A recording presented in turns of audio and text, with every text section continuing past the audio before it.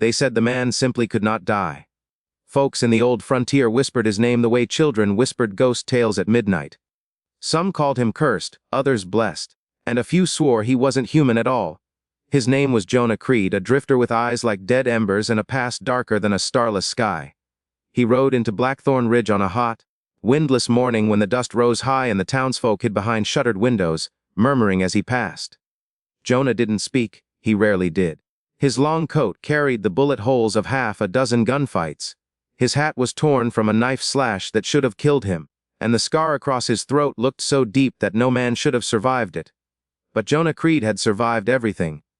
He tied his horse outside the saloon and stepped in, the floorboards creaking beneath his boots like they were afraid of him. The place fell silent. Even the piano player froze, his hands hovering above the keys. Jonah walked to the counter and ordered nothing, simply stood there, rigid, listening. And that's when the sheriff approached, a lean figure named Colt Marlowe, and known for his grit as much as his temper. "You Jonah Creed?" the sheriff asked, though it wasn't a question. Everyone already knew. Jonah nodded barely. The sheriff's jaw tightened. "I heard you been looking for someone." Jonah's voice, when it came, was low and rough, like stones grinding together. "Kane Turner." The saloon air grew cold at that name. Kane Turner, the outlaw who burned towns for sport, who'd escaped every posse sent after him, and who carried a hatred for Jonah Creed deeper than hell itself. "Why?" Sheriff Marlowe asked, but Jonah didn't answer.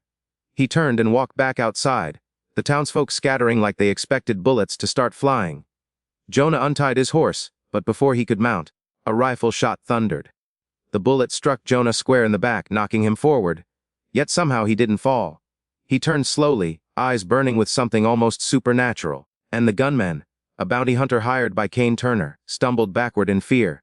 Jonah walked toward him, step by steady step, until the man fell trying to reload.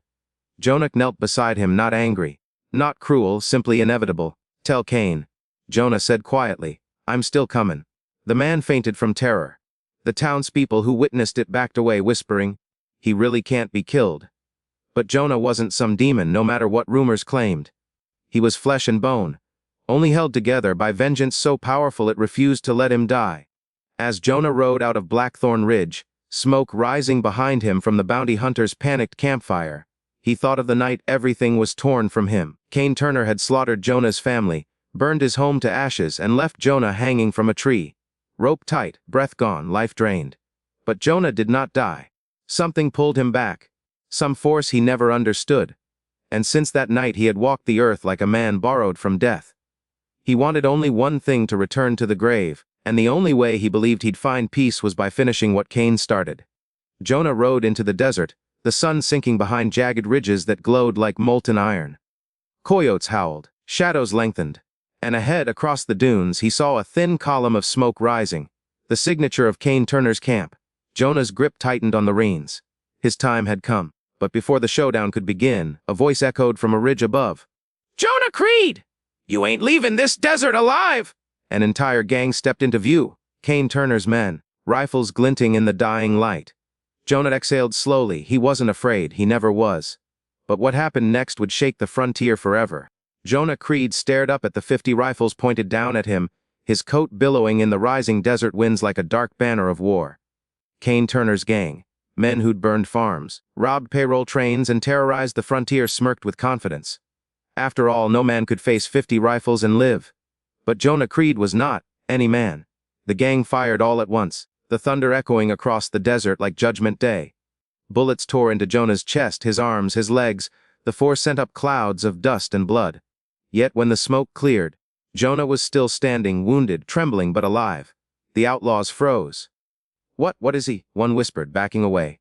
Jonah didn't answer. Pain roared through his body like wildfire. But the same strange force, the same unknown power that had refused to let him die years ago, snapped his bones back into place, sealed bleeding wounds, and pushed him forward. Not healed. Not whole. Just alive enough to keep going. Jonah drew his revolver with a motion so smooth it looked unnatural, and with each shot he dropped a man from the ridge. The gang scrambled, some ran, others fired again in panic. A bullet pierced Jonah's shoulder, another ripped through his side, yet he advanced like a man walking through rain, not gunfire. When the ridge fell silent, only one figure remained: Kane Turner, standing atop his black stallion, dust swirling around him like a devil's cloak. "You just won't die, will you, Jonah?" Cain sneered. Jonah's gaze hardened. "You made me this way." Cain laughed, vicious and echoing. "I should have finished ya proper. Didn't think the rope was too merciful." Jonah stepped closer. "Tonight it ends." "It ends when I say!" Cain roared, firing his rifle. The bullet struck Jonah's heart. Should have killed him instantly. Instead, Jonah dropped to one knee, gasping, but rose again, swaying like a dying tree refusing to fall. Cain's smirk finally vanished. The fear he'd buried for years clawed its way up. "Stay down!" he shouted, firing again. Jonah staggered but kept advancing. Another shot, Jonah kept coming, another. Jonah kept coming. Until Cain's rifle clicked empty. Jonah reached him. He grabbed Cain's collar and yanked him off his horse, both men crashing into the dust. Cain scrambled back, eyes wide. "You ain't human?" Jonah leaned close, voice cracked and heavy. "I ain't anything, not till you're gone."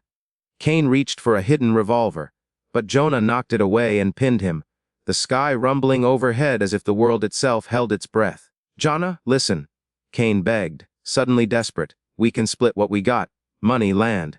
Just let me live." Jonah's hand closed around Cain's throat, not with rage. "You took everything from me." "It was just business," Cain gasped. Jonah's eyes burned. "Then this is mine." And with one swift motion it was over. The desert fell silent. Jonah stood, staring down at the man who had haunted him for years. The storm clouds above cracked with thunder, releasing sheets of rain, something rare in that land, almost holy. Jonah lifted his face to the sky, letting the rain wash the blood and dust from him. He expected to collapse, to finally die, to finally rest. But he remained standing, breathing, alive. A shadow in the rain. Hours later, the sheriff of Blackthorn Ridge found him wandering toward town, barely conscious.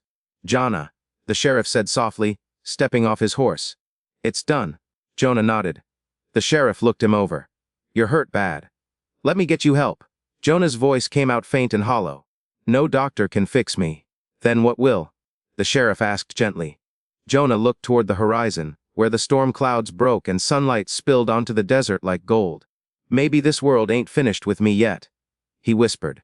"Maybe I ain't finished with it." He walked past the sheriff, limping but alive. A legend among men. A man who death itself seemed unable to claim. And as long as Jonah Creed walked the frontier, the wicked trembled. Because you can't kill a man who already lost everything, and kept moving anyway.